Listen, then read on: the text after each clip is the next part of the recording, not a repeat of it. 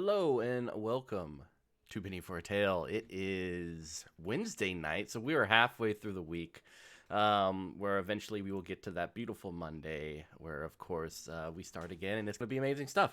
But today we have an amazing, super awesome guest. I'm super excited to talk to him, and I'm sure you guys are too.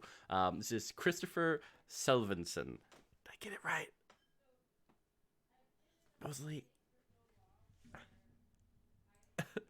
Oh no, I think Oh, there you go. You're back. Hi guys. Awesome stuff. All right. Right. Creator Yeah. of Black Void, I guess lead over there at Black Void Games, recently came out with Black Void, which is a horror Cthulhu esque mix. But of course, there's a lot that goes into that. And today we're going to dive into this wonderful game that was backed and fully fleshed out in Kickstarter. And you can, of course, purchase it on Modifius as well as your website, right? You can't buy it on my website. You can buy it through Modifius and Drive Through RPG and Amazon and your local gaming store and all those places.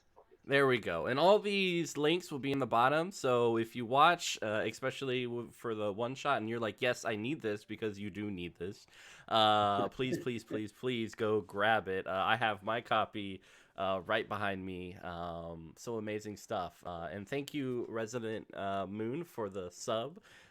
We always appreciate everyone's contributions to the show so we can keep doing this thing that we love doing. Without further gilding the lily, Christoffer, can you introduce us to Black Void? Right. Well, Black Void is a tabletop role playing game, of course, where I wanted to do things, with a slightly different premise than what you typically see in tabletop RPGs.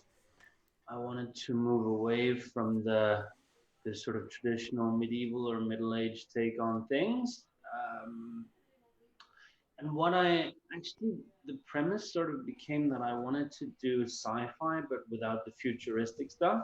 That was sort of the outset of it. So what happened was it sort of developed over time with the setting and everything, and then I found out that I didn't really want to adapt other systems to fit my idea of what the setting should be. So I thought maybe I should just do my own system to really sort of support and accommodate what it was I wanted to achieve. And then that sort of built over time, and then it blossomed into what it has become. Awesome. So you talked about kind of trying to strike out something new. And definitely Black Void has this interesting setting where, yeah, you're in like this space and different planets and such, but you're using swords and stuff like that.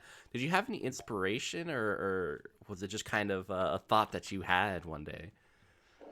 Well, like I said, it kind of came sort of step by step. Originally, I love the planescape setting, Mm-hmm. so there's hints of that in there. And my original thought was to have sort of a hub where you could mix sort of everything. But back then, which is probably what 10 years, 15 years ago now, something like that. You had trolls and you had elves and you had all your Yeah. tropes, but then gradually I wanted to move away from that because I mean that's been done so well by so many others. So I wanted to really bring in something new. Yeah. Uh, and I've always been inspired by ancient history and ancient cultures. And then the whole thing with Babylonia and that sort of thing sort of came into it. And then it veered sort of towards that direction. Um, and then I thought I want to do something that kind of starts out differently from what I've seen anybody else do. So I started off with a cataclysm that Mm-hmm. humanity was sort of screwed and thrown into this dark, unfamiliar cosmos to sort of bring back the wonder because in a lot of other RPGs everybody kind of has an idea of what's going on. Yeah. It's sort of familiar. So there's a dragon, there's the elves, there's the orcs, so on and so forth, which is cool. But I didn't think I could add anything to that really. But what I could do was take something that's slightly familiar, but then make it sort of brand new, so you don't really have these preconceived ideas about what's going on. Um, so I wanted to take that, and I think we succeeded reasonably well in terms of taking a culture which is the Mesopotamian culture, which we do know something about, but there's a lot of black holes, which Yeah. means that I can fill in the gaps with whatever I sort of want to, and it still makes sense. So that's sort of where that sprang from, and then to place the players or the characters in a situation where they're sort of at the bottom and they have to find their way up.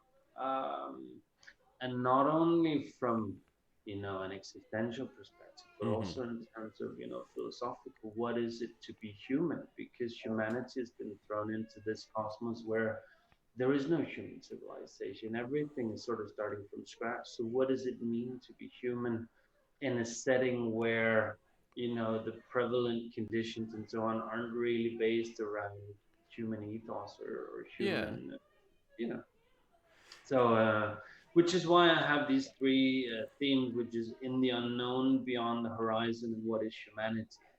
So you can there's sort of layers to the story where you can do your straight up action packed and that sort of thing, but you can go a little bit deeper as well and delve into the more sort of philosophical perspectives if you want to.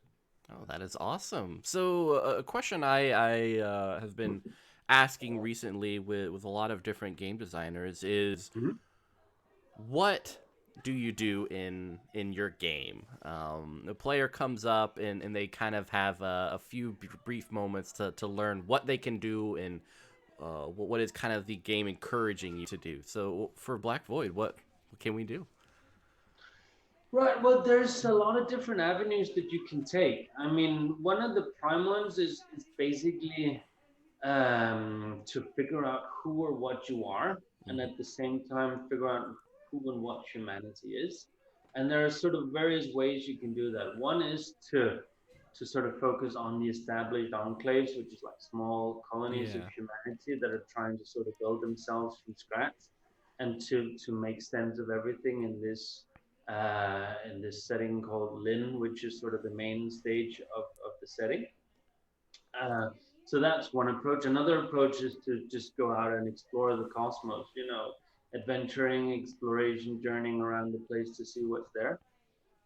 Then you have the horror aspect that you can also delve into, because there's sort of two aspects. That's the actual one in the Mm-hmm. cosmos, where you have a lot of supernatural beings and Anunnaki and Jinn and that sort of thing. But then beyond the cosmos, you have the void, where you have the void abominations and so on and so forth, which where you get sort of the Cthulhu-esque kind of aspect a little bit as well, if you want to do that. But it's kind of a setting where you can take it in a lot of different directions. Mm-hmm. But sort of none of them are these typical heroic sort of D&D kind of things with save the damsel in distress kind of thing. It's more gritty. Yeah. It's sort of more maybe down to earth, but in a more sort of supernatural kind of way, if that makes Yeah. any sort of Oh, sense. You know what definitely, definitely. I mean? So yeah. So what you talked about gritty and stuff like that. How like lethal is the system? Is it something where you should definitely be afraid of every combat or kind of a mix? No, well, yes and no. Depends on your arbiter or Mhm. GM. Obviously, it's gritty. Uh, you, if you do Leroy Jenkins too much, you're gonna end up either decapitated or severely disabled very very quickly. Mhm. Um, but I'd say in the official scenarios, at least, there's usually a way to avoid combat if you want to do that, and there's always a means to for player ingenuity to really shine through. I mean, the combat system is designed in a way to make it interesting because you can employ different maneuvers. Mm-hmm. So it's not just roll to hit, roll to hit, roll to hit. It's more sort of tactical in the sense that you can work together with the rest of the team and sort of doing combined maneuvers and that sort of thing. But yeah, if you just do the traditional, you have a tank and you just charge in, then you're probably gonna get beat up pretty badly. Yeah. However, um, there's also ways of coming back, so to say, because we have this system which is grafting. So basically, if your arm is chopped off, you can go take somebody else's arm and get that grafted on. So basically, you can get a demon arm if you want, you know. That's Uh, awesome. but it is gritty. I mean, it's designed to be gritty because it needs to underline that humanity is sort of at the bottom. So Yeah. if you don't use your ingenuity and your brain, then yeah, you will get smashed down pretty quick. Which is awesome. I always love a nice, wonderful, gritty game. However, I've never done a TPK, and I haven't heard of anybody doing a TPK in Blackboard yet, at least. So I feel like that's like a goal or a challenge for later tonight. So we have a question from Resident Moon. What are the deities like? Also, they really want a demon arm. Sorry, what are the what like? What are the deities like? The gods. Well, see, that's the thing about Black Void. There are no deities. Mm-hmm. There are beings that say they are gods. There are beings that claim divine or divinity. But whether they're actually right about that Yeah. is sort of questionable. We don't have cleric spells and all that stuff, same as you do in D&D and so on and so forth. So it's you can have beings that say they're divine and they can do there is a type of magic so they can imbue you with things, but it doesn't work in the same way as what you're probably used to. Yeah, that's interesting to kind of have that interaction with these creatures who are like, yeah, I'm a deity, and probably from a humanity's perspective, this all powerful creature, at least the perception Yeah. of it, is definitely a unique take and a wonderful experience. I'd like to explore in the game. Um, I mean, that's one of the things that I've tried to focus on is that everything is not everything, but most things is sort of what you make them. yeah, Because yeah, you can play it as this thing is actually divine, or you can play it that well, maybe it isn't. Maybe it's just very, very powerful. But does that make it a god? Not necessarily, you know. yeah, definitely. So, what are kind of like the belief systems of humanity? Is it have they fallen back to old faith, or is it just kind of like this new thing? Yeah. It's a bit of a mix. In the core book, you have the cult of Tiamat, Mm-hmm. which is obviously one of the ones from Mesopotamia, and there are the followers of Nektab is there as well. So religion is obviously very important here, Mm-hmm. but it's more sort of a would you say moral thing rather than Yeah. an actual gameplay thing. Um, but it is, of course, something that binds humanity together, and something that is a powerful incentive and plot thing in the story. But it's in a sort of a different way than most role players Yeah. are used. You know. Yeah. So you have different character types you can play cuz everyone you always play a human. But there's kind of like these different instances of what that means such as a pure blood and all of that. Um so can you kind of like just briefly go through that and then tell us which is your favorite? Well, like you said, yeah, everybody's human or sort of human, because that's sort of the outset of the entire concept that you're a part of humanity trying to grow from nothing. So you have the purebloods, which are direct descendants from Earth. Then you have the half-bloods, which is human but mixed with something else, which can be pretty much whatever you want it to be, because character creation is a point-based system, so Hmm. you can add different things. And then you have the void marked, which are humans, but that have been touched by the void somehow, making them semi-supernatural beings. Yeah. So they're still basically human, but they have a daimonic aspect to them as well. And daimonic in the Greek version meaning just sort of spiritual, not necessarily evil. Interesting.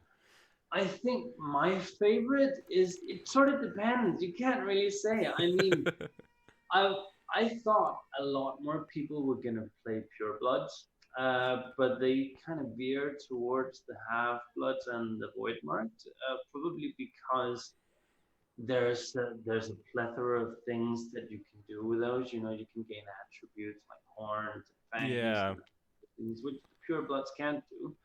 Um, but so I'm sort of partial to purebloods at the moment, but mainly because they're kind of the underdog.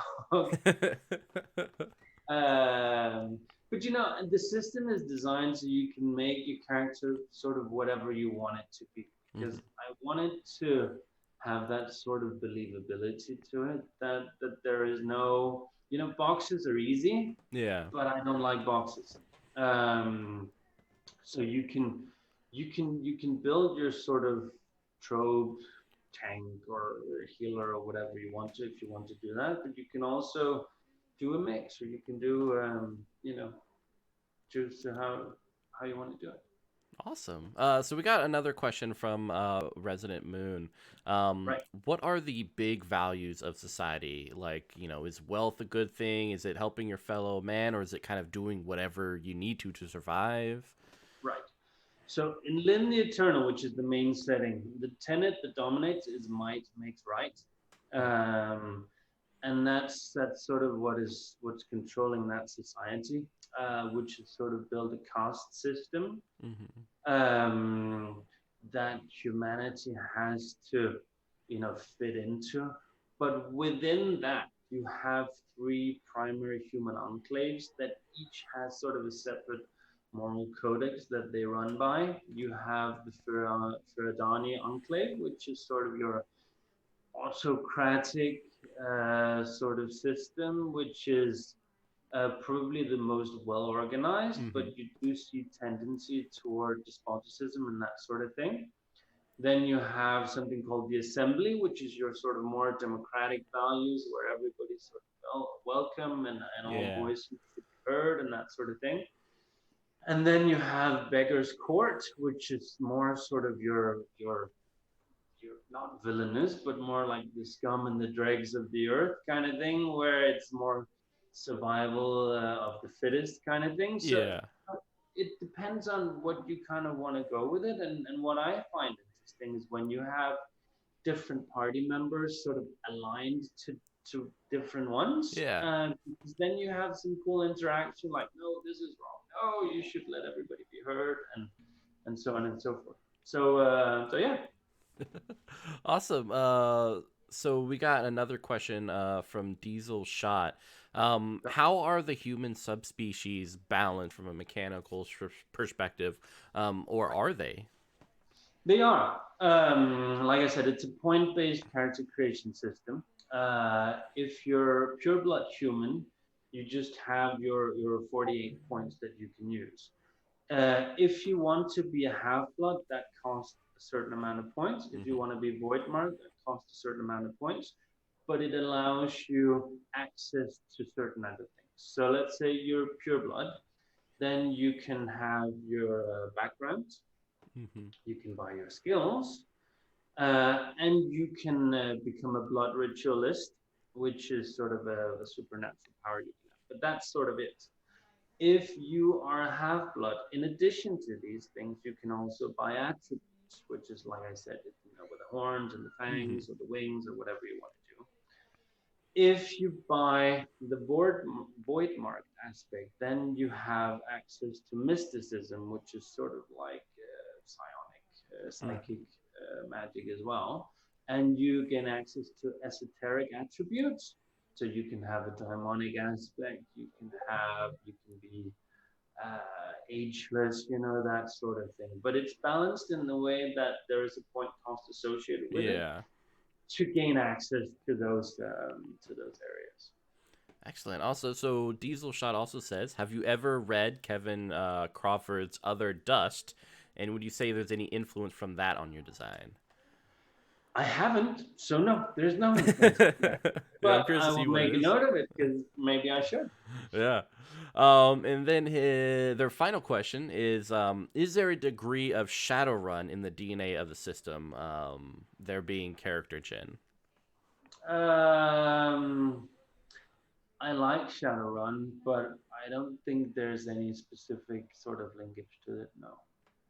Yeah, Diesel Slash says the use of enclaves for town was just what made me think there might be a connection. But yeah, I Yeah. mean, other No, I than think there might be some similarities, yeah, but it hasn't been a direct inspiration for it. yeah. I mean, for one thing, you're not like pummeling the DM with like 100 d6s. No, I try not to do that. I mean, one of the things that I wanted to do was do something that's simplistic, because when it's simple, you can do more versatile things. Yeah, Um, definitely. so what I tried to do was to make a system where everything is done in the same way, because then you can focus more on the story rather than the rules. Yeah. And that's one of the things that I wanted to achieve. Yeah, and especially for a game whose setting kind of encourages like the a high concept, philosophy and religion and your place in this uncaring world. You definitely Yeah, want to keep the players focused on the story aspects instead of like exactly, what this exactly. piece does and how many bonuses you can get for that. So definitely love Yeah, that. I mean, for when I ran it and played it, I really love that. First off, the character creation is just anything, and there's so many options. And I'm super excited to kind of see the future of Black Void, to see kind of how they expand on that, as well as the setting in itself, because the setting's wonderful and it definitely comes at the genre in a very different way. As someone who's kind of used to like Call of Cthulhu or Delta Green or some other gritty things, but having that Babylonian foundation for humanity just kind of it makes it fresh and interesting, which I think you did a great job with. cool. Thanks. So, what were you looking for in terms of art? Because it is a beautiful, beautiful book. For people who haven't checked it out, you can probably see it behind me. But yeah,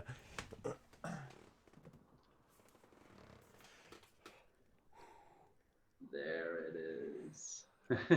gorgeous. Thanks. Well, that's taken a while as well. I mean, I've found most of the artists on Instagram actually, and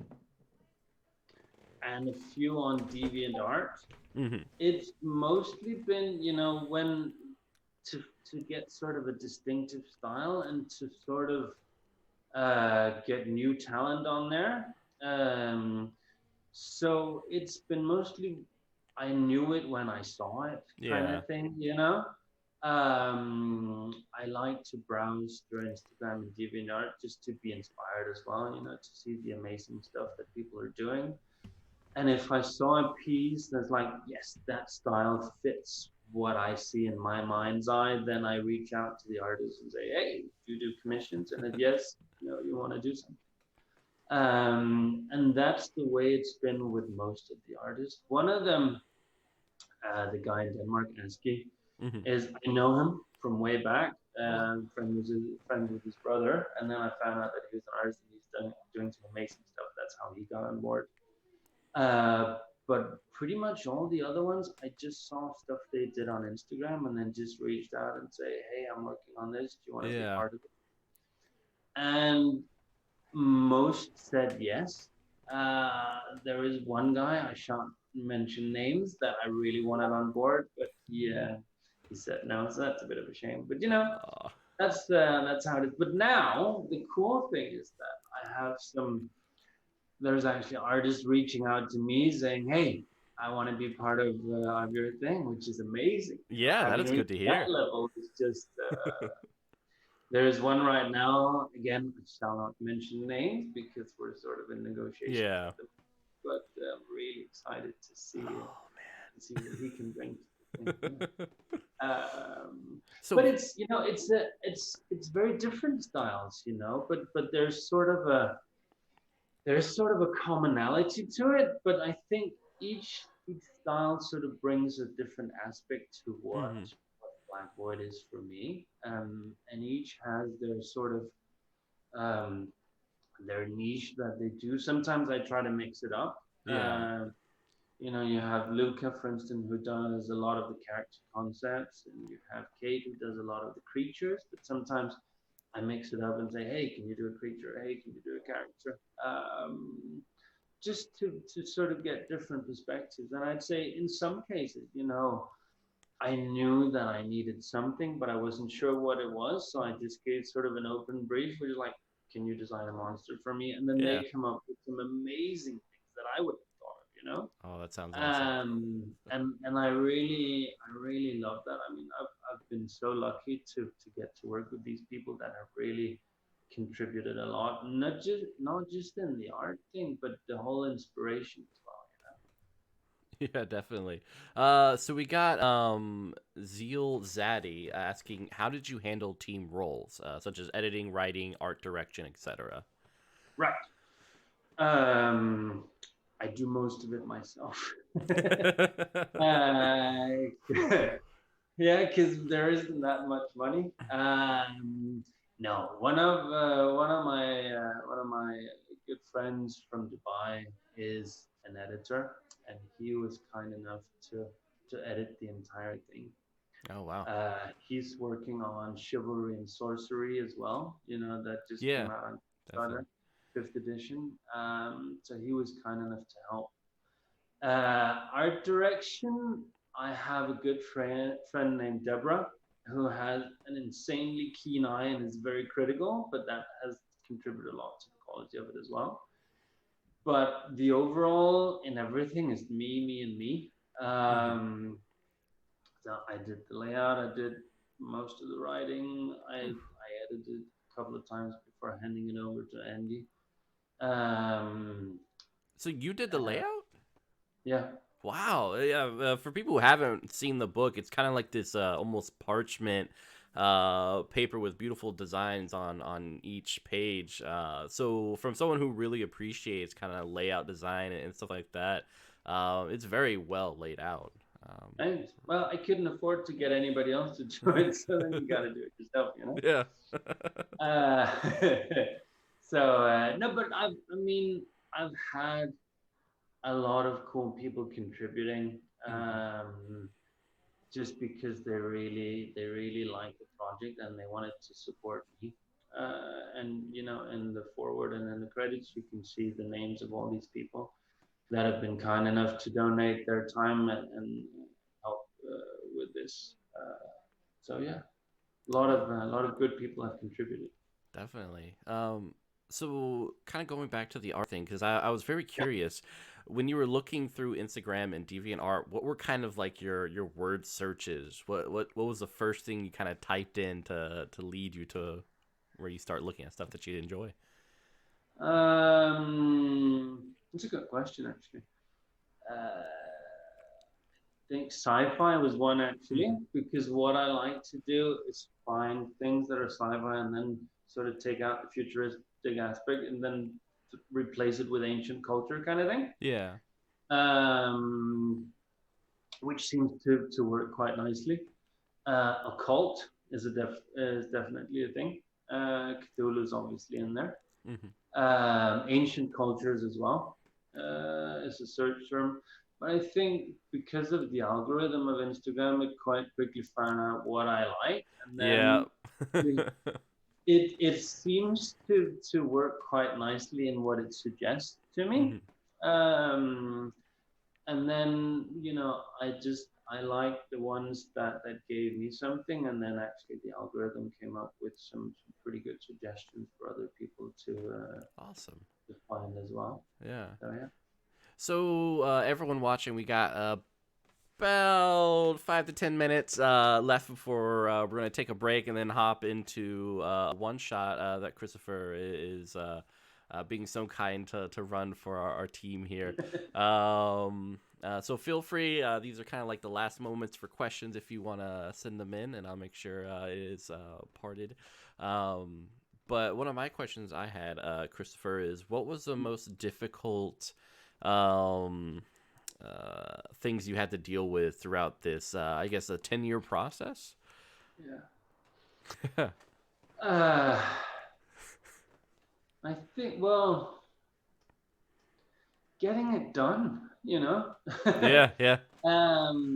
I mean, yeah, it's been a 10-year process. I've been working full time on it for the past 2.5 years. Hmm. Because what happened was I stopped the job I was doing, and then I sat down with my wife and tried to figure out what I wanted to do. And I asked her, "Can you carry the financial burden for a while? I really want to give this a shot." And she was Hmm. kind enough to say yes. So I basically owe it all to her, you know. But then it's taking it from from an idea and then bringing it into the real world. I think probably the most difficult thing is my self criticism. Hmm. Um, Everything has to be perfect, and nothing ever is. So it's about finding that balance between when is it good enough and not being able to finish, you know? Yeah. Because if if it's setting the deadlines to actually make it happen, because I could continue to review and tweak and make everything better and better and better. But if I do that, it's never going to get published, isn't it? It's never going to get out, you know. So it's about finding that proper balance between, yeah, between when is it good enough and when is it not, you know. Yeah. And that's kind of difficult, and that's where being primarily a one man show is has its disadvantages, because it's, and that's where a lot of my friends have been really helpful in saying Hmm. it's done, you know. Um so uh, so yeah, I think that's one of the things. So but hopefully in the future we get to be more people in Yeah. Blackboard games, and somebody can say, "Christopher, stop, it's done, man."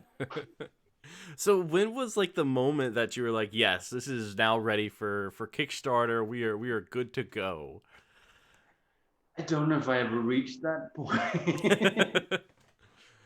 Um, no, what I did was I realized that at some point you have to set deadlines and you have to stick to Hmm. them. Um, but I I said, right, the Kickstarter is it's going on now and it has to be ready. So what's ready at this point is that's how it is. Yeah. However, that being said, it wasn't done and published by the time I wanted it to be. It got delayed, but I think it made sense because it wasn't ready at the time I wanted it to be ready. But again, Deborah, my good friend has a keen eye, was instrumental in saying it's there now. Yeah. So I was pushing to reach a deadline, but then she was saying that, right, you can do that, but not until you tweak this, and that. When you've done that, then you can say it's It's ready. done. It's over. Exactly. And then she was so kind as to, I think, 3 days before sending it to the branch, like, the cover sucks. I'm like, what? Oh man. And she was like, no. And I said, "Ah, ask your wife." And then I showed her the two. I had two different photos. Like, can't use that one. Like, no. So panic. The thing is, she was right. So the fact that it looks like it does right now is definitely Oh, her awesome. gift. Yeah. So, as you know, the Kickstarter was starting up. What were Yeah. kind of your thoughts with it starting to gain attention and such? It was a ride, man. I couldn't believe it, to be honest. I mean, I did it for two reasons. One was to have the funding to actually do it, but the second was also to gauge if there was any interest in it. because my thought was if if I couldn't get enough support to actually fund it, then clearly there was probably no business case for it. You know Yeah. what I mean? Um, so the fact that it took off the way it did was just mind blowing. I mean, to be honest, most of the Kickstarter was a big blur because I didn't sleep that much for Oh those man. 30 days, Jeez. because there's so much work going into it. You know, constantly promoting and doing interviews and talking with people and so on, which is awesome, but it's It's also exhausting. hard work, right? Yeah. But you know, I love talking about Black Void, so it was a ride. But you know, when we reached the end and I got the email that said your project is funded, that was almost on level of seeing your children get born, you know, because this is my fourth child, you know. Yeah, yeah. uh, so that's incredible, and thank you so much to everybody who supported and really pledged and helped spread the word, because without you guys, it, you know, it wouldn't be what it is today. Yeah, So definitely. And Black Void has such an amazing community in Discord as well. So I encourage people to check out the Facebook group, get connected, play some games. It is some amazing stuff. I'm super excited. And also, thank you, James Corp, for the sub, as well as Mr. Smith. Thank you guys very much. Yeah, we can't do it without you guys. So the last question, because I do want to give you a coffee break before we right. hop into this amazing world, and I'm sure I'll need one too. So what is the future for Black Void? What can we look forward to? I know you have an amazing writer coming on board to do an adventure, but yeah, Well, advertise. the future is gonna be amazing. 2020 Yes. is the year of the void. Um, right. So I have Dan Cross, who was the main writer on Those Who Would Be Gods. He's doing a one shot, which is really, really cool. Then I Nice. have Crystal Mazer, who has been working on Chicago by Night and Never Going Home and such cool things. She's agreed to do a one shot, so she's working on that at the moment as well. So Awesome. I'm really, really excited about that, to get also to get different perspectives on Black Void as well, because I think both of them are amazing writers. I'm Yeah, really looking definitely. forward to what they can contribute. And then I'm working on the first source book for Black Void, which is going to go on Kickstarter. Yes. Um, This year?